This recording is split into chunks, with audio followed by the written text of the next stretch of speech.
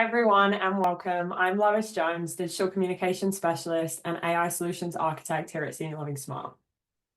And I'm Chris Look, the Director of Paid Media and SEO. At Senior Living Smart, we are more than just a marketing agency. We are occupancy partners. Our mission is to help communities connect with their prospects through principled modern marketing strategies. And as AI evolves rapidly, we are committed to making sure our clients aren't just keeping up, but staying ahead, but safely and strategically. So as we dive into AI, it's important to recognize it's not just about efficiency. AI challenges how we think about work, creativity, and responsibility. And in senior living, that challenge is even more important. It's an industry built on trust, empathy, and human connection. So how we use AI has to be thoughtful, intentional, and deeply aligned with our values. That's where an AI philosophy comes in. Creating a company-wide philosophy of use isn't just a nice to have, it's something that's foundational. It helps your team avoid misuse, builds transparency, and helps set the tone for how AI shows up in your culture as well as your brand. But that philosophy also needs to live beyond a slide deck. It should translate directly into your employee guidelines and operational policies, especially in areas like data privacy and legal compliance. Without that clarity, it's really easy for someone to accidentally do something risky. For example, pasting HIPAA-protected information into a public AI tool like ChatGPT. It isn't something malicious, it's just unaware. That's why having a written philosophy combined with practical everyday guidance helps prevent mistakes before they happen. And it isn't about restricting innovation, it's really about creating that safe and smart environment where AI can actually thrive. So let's talk about compliance, because in senior living, it's not just about what's possible with AI, it's about what's safe and legally allowed. According to the HIPAA journal, ChatGPT is not HIPAA compliant. That means it can't be used to summarize patient notes or generate letters containing any protected health information. And on top of that, OpenAI won't sign a business associate agreement with HIPAA-regulated entities. So as of right now, that tool and any others like it can't be used with any EFI, which is electronic protected health information. That's why having a clear AI philosophy is more than just a best practice, it's a necessity. It protects your residents, your brand, as well as your legal liability. It also really just shows how important education and internal communication are. Your team might not even realize that copying something into ChatGPT could be a HIPAA violation. So part of putting AI into practice is really making sure that your people know where the guardrails are and where human oversight and secure systems are absolutely non-negotiable. So at Senior Living Smart, our approach to AI is grounded in our core values, what we call SPICE: strategic, proactive, integrity, collaborative, and engaged. And these aren't just words we just put on the wall, they're the lens we use to evaluate everything, including how we approach emerging technologies like AI. That's why we created a formal living AI philosophy. It really helps how we use AI responsibly across our team, our client work, and even in the tools we choose. So the philosophy really outlines our principles in action, from only adopting AI with those clear strategic intent to ensuring human oversight, to protecting client data and our brand voice at all times.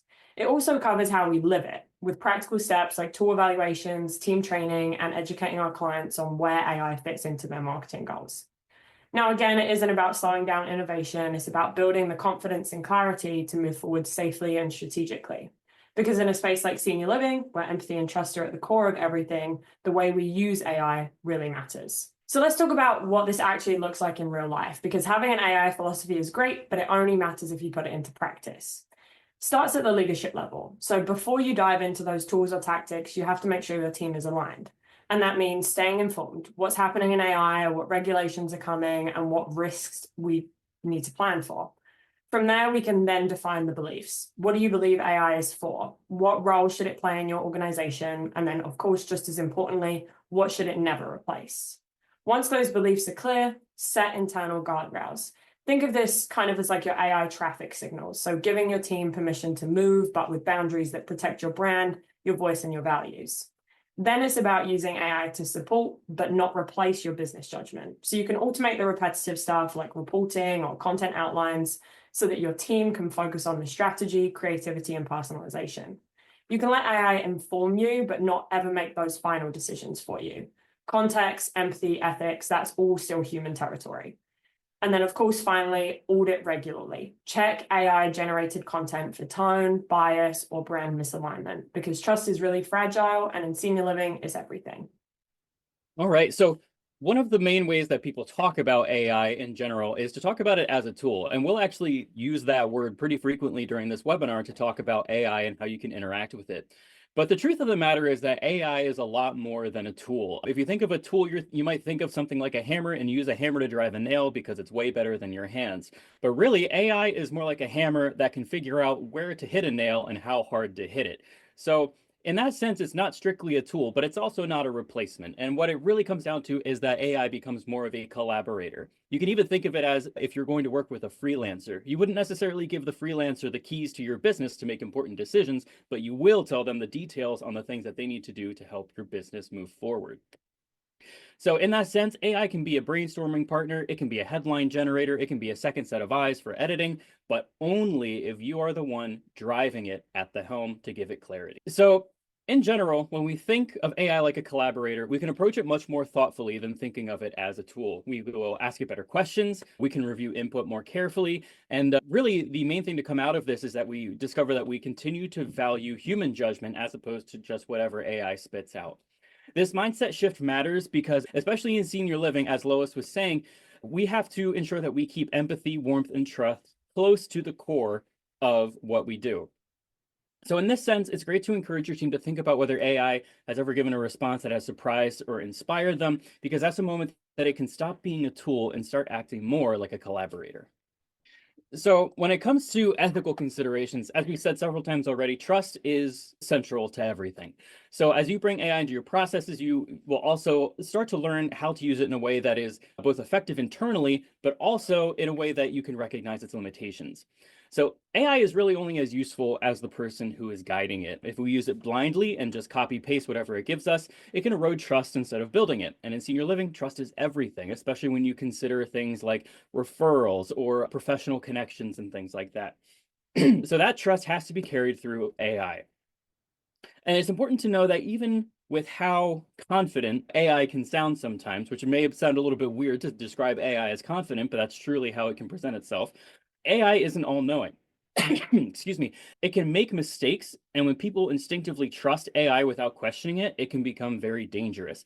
Human oversight, human fact-checking is what keeps AI trustworthy and in check. So the other important thing to know is how AI works just from a 10,000-foot view, from a structural standpoint, because if you understand that, it's a lot easier to understand how bias comes into things. And what we mean by that is, say, for example, ChatGPT, everyone's favorite generative AI online, is a large language model. It writes very well, and it also has other features like reading websites, scanning Google for things, et cetera, et cetera. But ChatGPT is just one of many what are called models, which means that it is a part of the large language model family, and then the submodel is ChatGPT, and this is what is learning and what is developing and what is giving you information is the actual model itself. So these models are trained on information that's found typically on the internet. And as a result, because we know that the internet is not all websites are created equally, not all websites are equally trustworthy, it can pick up on things like racial, gender, or age-related bias. And it can also accidentally reinforce stereotypes and miss nuances or use antiquated ideas just because it read them somewhere and that may not align with what you're looking to accomplish. We have to act as editors, really. If AI is writing your first draft, you have to be the one to review it in depth so that you can be the ethical gatekeeper of your brand in an industry that is centered on dignity and care. So in these two examples, excuse me, we use ChatGPT again as our main example, and we can see that the top prompt here says, write a few sentences about a senior living caregiver at a senior living community. Neutral in terms of the overall question. And we see here that ChatGPT will instantly create a profile and default to it being a woman or using female pronouns, despite the fact that the question itself was, from a gender perspective, neutral.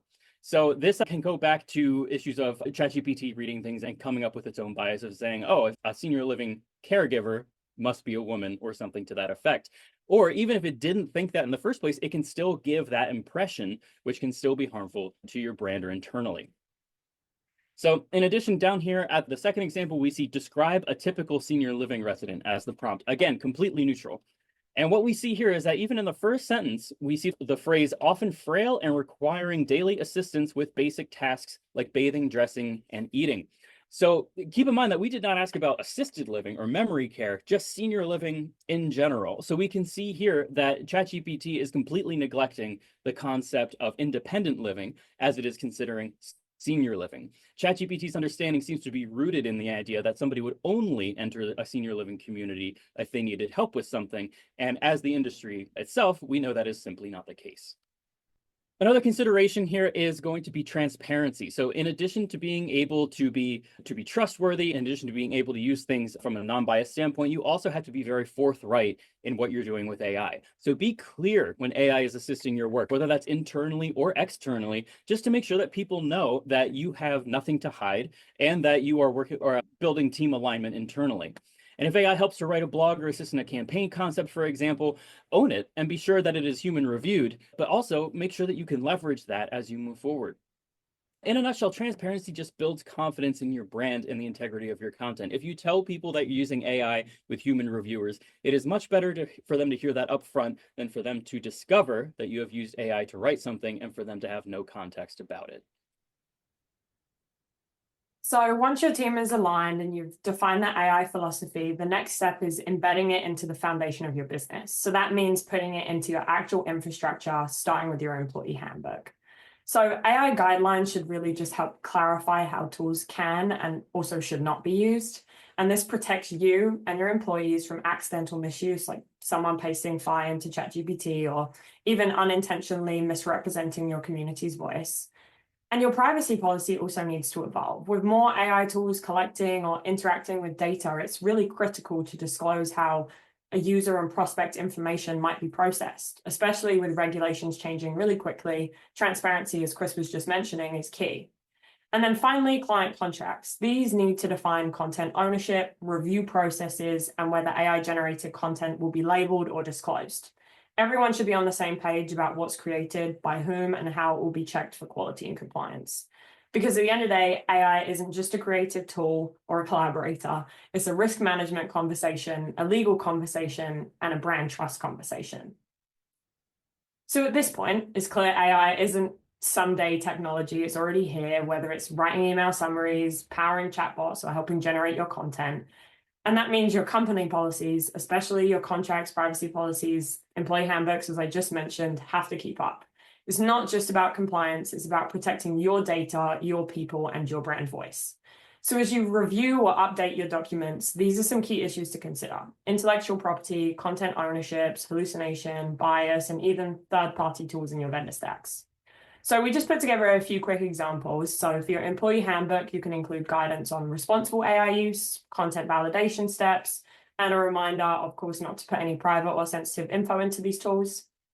In your privacy policy, you can clarify what tools that you are using and whether they're touching prospect or resident data.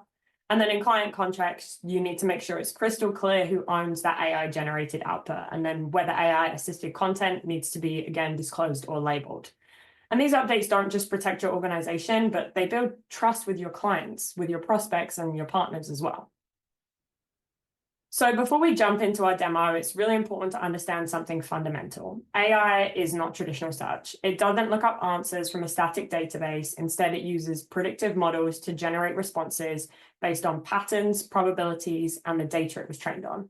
That means every single platform, ChatGPT, Gemini, Perplexity, Bing AI, will give you something slightly different, because they each use different data sets, different algorithms, and different assumptions. And the result, answers can be wildly different, even contradictory, or just plain wrong. And in an industry like senior living, that's a big deal because accuracy, tone, and brand consistency do matter.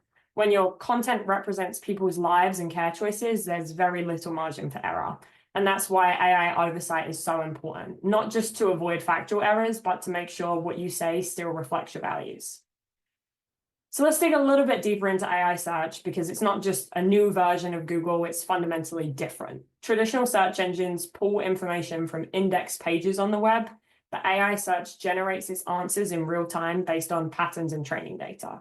It's not finding one right answer, it's predicting what a good answer might sound like.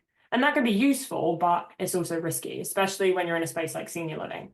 So every platform handles AI search a little bit differently. Gemini, ChatGPT, Copilot, and Perplexity are pulling from different data sets, different logic, and different web access models. Some are live and browsing, others are trained on older data, some cite sources, others don't. So what does that mean to you? The same question can produce completely different answers depending on the tool. And some of those answers might be wrong, off-brand, or even just reinforce stereotypes as we looked at earlier. That's why we really need to think critically about how we're using AI-generated answers in our content, SEO, and messaging, because the box at the top of the search engine may soon matter more than your actual website, who knows? So the takeaway here is AI search is powerful, but it isn't predictable. It's a helpful input, but it's not a fact checker. And it's also not your brand voice. All right, so let's have a little bit of fun with this next part. We gave the exact same prompt to 4 different AI platforms, and that was write a few sentences about a senior living resident and their experiences at a senior living community. Same prompt, same input, but what you're about to see is how wildly different the outputs can be and why that matters when we talk about trust, tone, and oversight. So let's take a look. So let's explore how different AI platforms interpret the exact same prompt and why that matters for your messaging, especially in senior living. So the prompt is pretty simple. Write a few sentences about a senior living resident and their experience at a senior living community. So first and foremost, we're trying this on ChatGPT. And as we can see here, after moving into the community, Margaret felt an immediate sense of belonging, feels like she's found a new home and a new chapter worth exploring. So this one's pretty warm, polished, and focused on the community that she's at, almost, let's say, brochure ready. But notice it's pretty general. It might be almost too perfect if you're aiming for that more authentic feel coming from the community level. But let's look at Gemini's response now. Agnes is a vibrant 87-year-old, found her new apartment surprisingly cozy. Now she wouldn't trade her afternoon spent sketching in the sunroom for anything.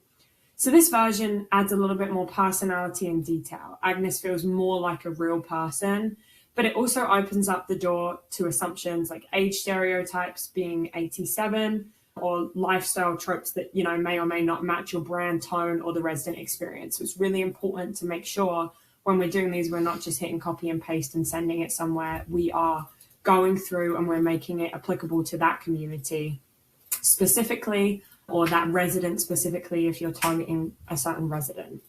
Now let's look at Perplexity. So same prompt. Mrs. Johnson found a vibrant and supportive environment with meals, transportation, and healthcare services readily available. Now, this response leans a lot more heavily into the service features, and it sounds more like a fact sheet. Although there is some personality there and talking about what she enjoys, things like that, it's more accurate and informative, but it's not necessarily human or emotionally resident as we saw in the Gemini one that was a little bit more focused on kind of the personality and detail aspects of it. Now, finally, let's look at Bing AI or Copilot. Same prompt once again. This time we've got Mary. She's a renewed sense of purpose. She's become a mentor to younger residents who admire her zest for life. So this one goes a little bit deeper into the narrative. So it almost sounds like a testimonial versus a few sentences about a resident. But that storytelling style also comes with some more assumptions and fictionalization, which might not work for every single community or be exactly what you're looking for. So as you can see, it's the same prompt, but there's 4 different versions of reality. They're all AI generated, but they're all learning on different data sets and giving different responses. So it just shows how important it is to review, validate, and align AI-generated content with your brand voice, your values, and your audience. It's a creative partner. It's a collaborator. It's not a final draft. So when we go into these tools, as you can see, there are so many different responses and different options. One might fit better to your style of community, but it's so important that you review them and align it with exactly what you want and how it can help you. Yes, it can speed up the process, but again, it needs to be reviewed by a human, giving it that personality, making sure it aligns with your community and moving from there.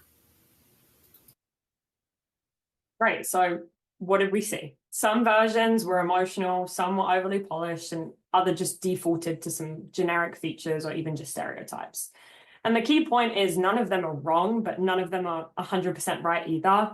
And that's why that human review isn't negotiable. It can help you brainstorm, summarize, and generate, but it doesn't know your brand or your audience or you like your residents do. So this is a great example of why AI is a collaborator and not a creator. It can speed you up, but it can't replace your judgment.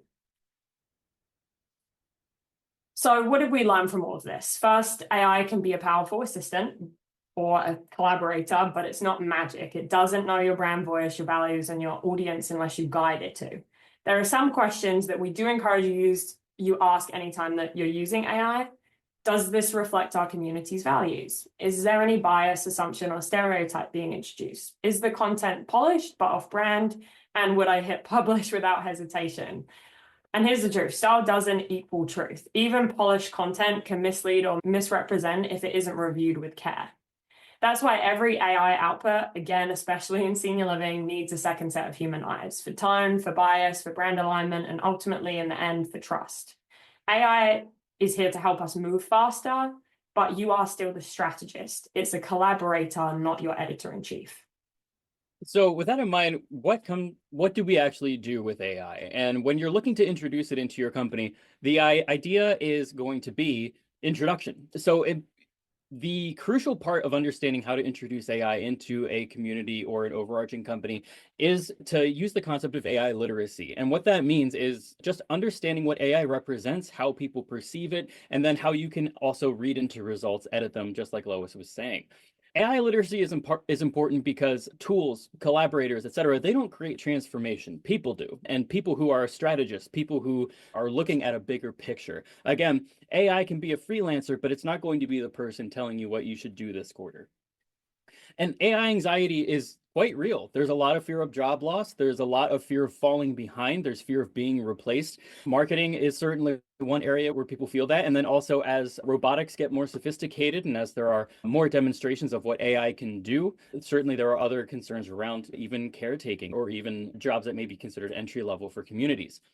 So we say start with education, experiment, be empathetic, understand that while AI is generally a powerful tool, it does not come without its feelings of negativity, particularly from those who may be very used to doing things a certain way or who are just naturally averse to the concept of generative artificial intelligence. So how can each department that is overseeing your community really start to benefit and use artificial intelligence? And for marketing, you could do something from drafting blog outlines to analyzing call transcripts for common questions or for sentiment, finding trends in data, proposing tests, and so much more. And the key here for the marketing element is that we are not removing the creativity from marketing. The creativity is still there and it should be a human element. What we are doing is making it easier on a marketer or an individual to do their job without necessarily getting bogged down in the tedium of something that might be cell by cell data analysis in a gigantic Excel spreadsheet. For sales, we're looking at summarizing prospect notes, creating automatically generated follow-ups that are edited, of course, finding firmographic data, and even estimating revenue and likely competitors of other salespeople in other communities that might be in your area. Again, not replacing the sales process, just streamlining it and making the hard parts easier.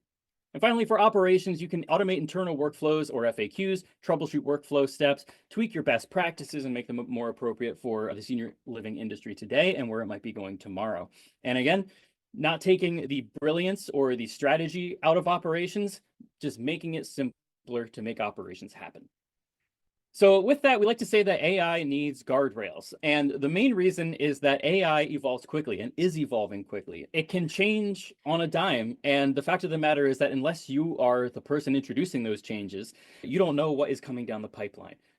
Excuse me. So how do you commit to an AI strategy? And basically, there are a couple, just like we're saying, guardrails, guidelines that you can follow that are more conceptual than tactical in their nature. The first is don't avoid it. Create frameworks, create prompts that are adaptable and keep refining. Think of it as a collaborator, not a tool, and certainly not a replacement. Build slow, safe pilots rather than jumping headfirst into untested tools. Have an internal team that is willing to take their time in reviewing different elements or different tools rather that might be able to help you.